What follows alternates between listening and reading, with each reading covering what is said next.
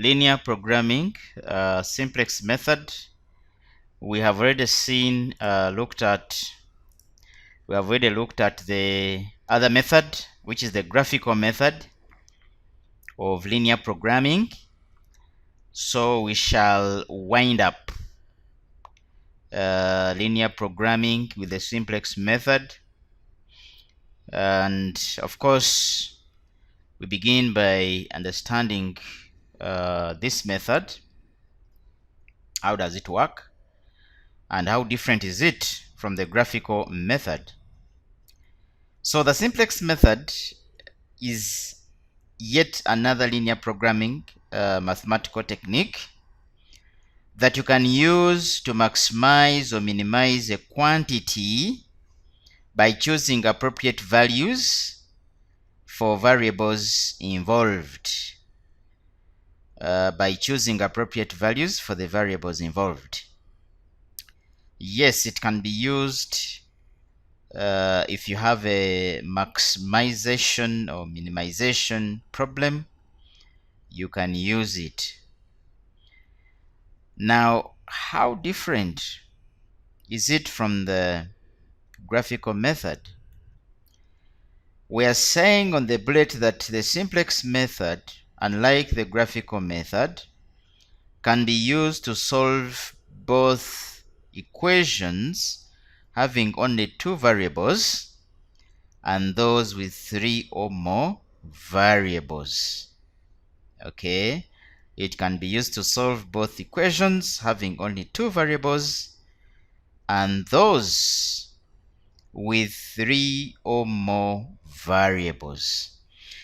That is what we saw with the graphical method, that you must not exceed two variables because of the fact that on the graph you have two axes. You have the y-axis and the x-axis.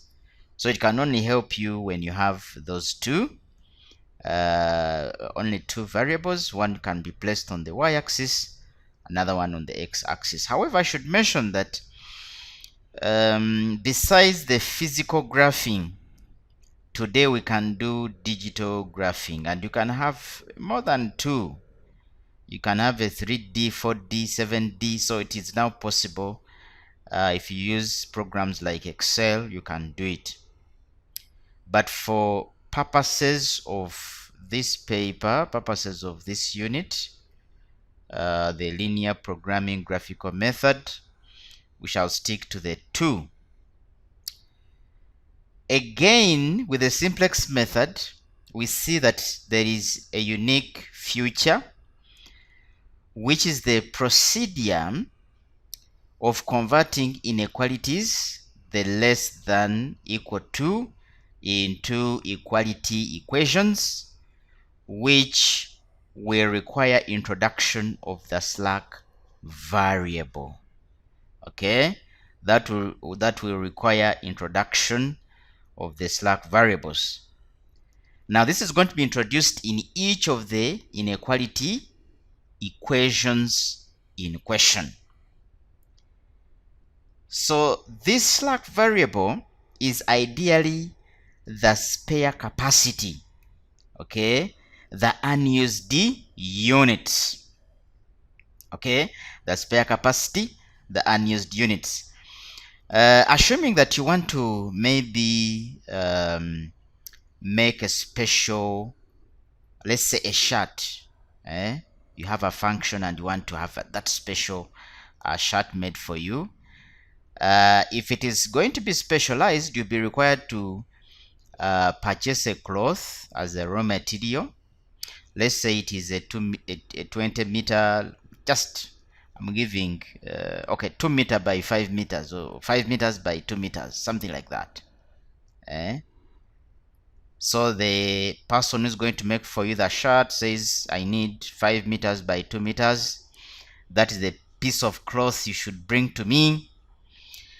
In all circumstances, it won't be possible for the person that's going to make the shirt to use the entire cloth. It won't be. I should say that there will be some pieces that will remain. Okay, there will be some pieces that will remain unused. So in all manufacturing processes or production processes, you buy a certain amount of raw material, make the product. Those unused units are what we call the slacks. That becomes the slack variable. So the slack variable will ideally convert the inequality into an equality. Okay, if I can put it in this way, I can say, let me just clean up here.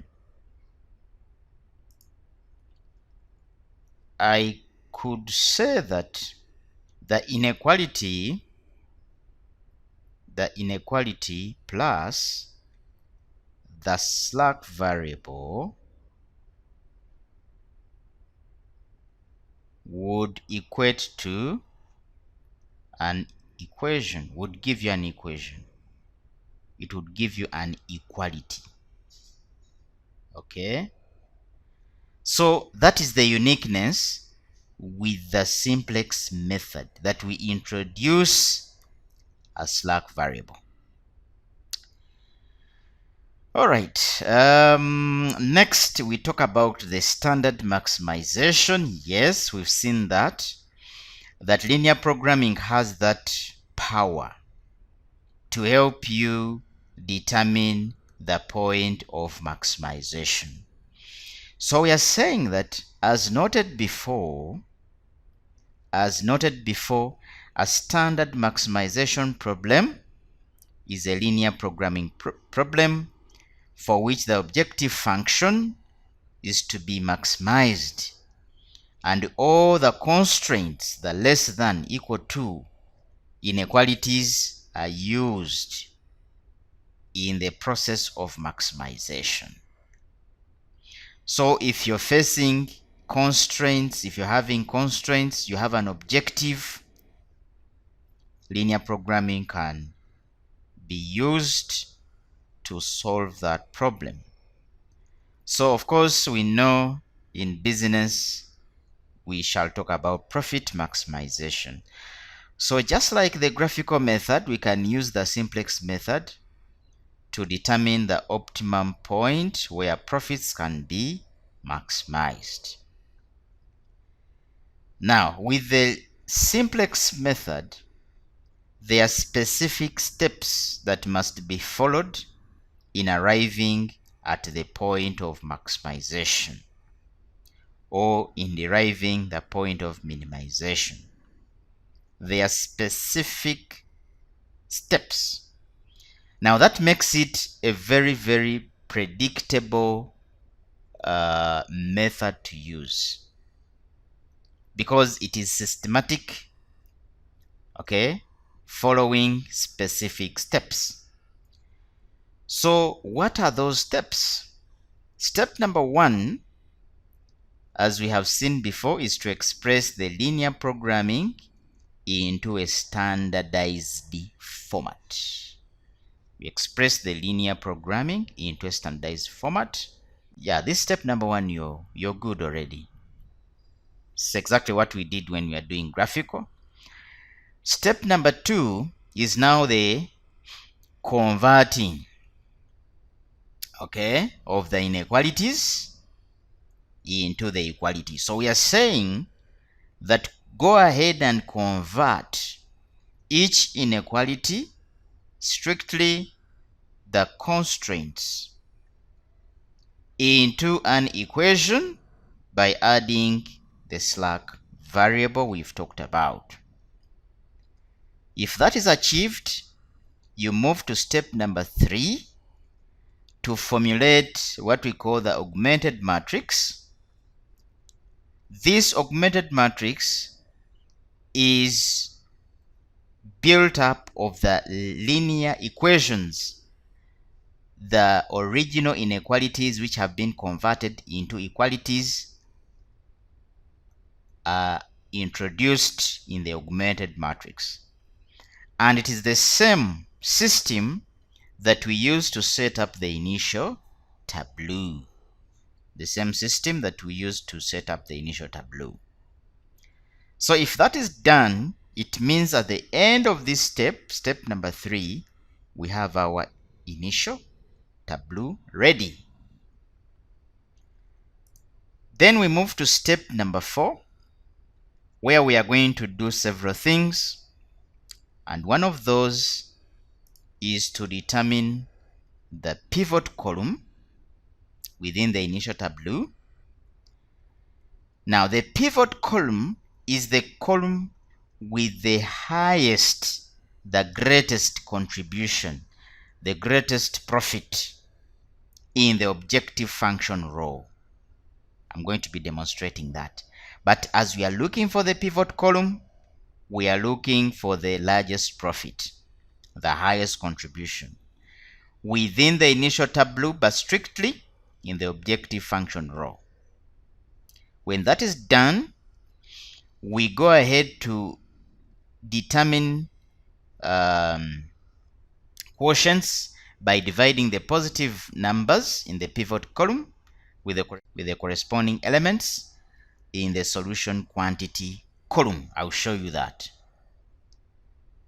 Now we compare the resultant values, the quotients, and the one that comes out as the least or the lowest is what is used to select the pivot row in our step number 5. So in step number 5, we select the pivot row. This is the row with the smallest non-negative quotient resulting from your step number 4 above. With the pivot column and the pivot row, we are able to read off the pivot number. Now the pivot number is the number that's going to appear in both the pivot column and the pivot row. Okay? Then finally, step 6 and 7, we use row operations. We use row operations, as I'm going to demonstrate, to create the second or the third or the fourth tableau until when we reach the optimal solution. So those are the 7 major steps. And the best way to appreciate the steps is by working out an activity. So the activity I'm going to use comprehensively, I will explain each and every step, every line, every value, is this one on your screen. So I'm going to give you some 5 minutes. If you want, you can write the equation, because this is basically what is going to give you the clear understanding. I'm using only this one. I'm going to explain it several times until when you are convinced that indeed you're ready for Simplex. So 5 minutes, notify me in the chat when you're done, but after 5 minutes I'll unmute and start on the solution.